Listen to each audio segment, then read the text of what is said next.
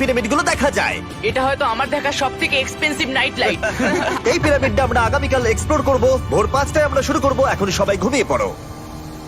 এই পিরামিডগুলো প্রাচীনকালে তৈরি হলেও প্রযুক্তির দিক থেকে এতটাই উন্নত ছিল যে কেউ কেউ এগুলোকে প্রাক মিশরীয় সভ্যতার দান বলে মনে করে, আবার কেউ কেউ এগুলোর পিছনে এলিয়েনের অদ্ভুত তত্ত্বও বলে। কিন্তু মিশরবিদরা নিশ্চিত যে এগুলো প্রথম মিশরীয়রা তাদের রাজাদের সমাধি হিসেবে তৈরি করেছিল। আর এই ভিডিওর শেষে আমরা খুঁজে বার করব কোন তত্ত্বটা হলো সঠিক। ঠিক আছে, তাহলে তোমরা রেডি আমাদের লিস্টের পরের পিরামিডটা এক্সপ্লোর করার জন্য?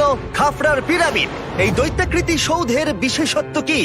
আচ্ছা, ভালো করে দেখলে বুঝতে পারবে এই পিরামিডের কেসিংটা কিন্তু রয়ে গেছে, যেটা সবকটা পিরামিডেই কোনো এক সময় ছিল। তাহলে কি এগুলো এলিয়েন তৈরি করেছিল?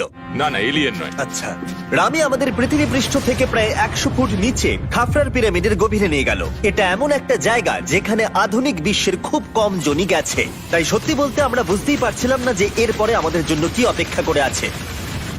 প্রাচীন মিশরীয়রা কার্ডবোর্ড ব্যবহার করত।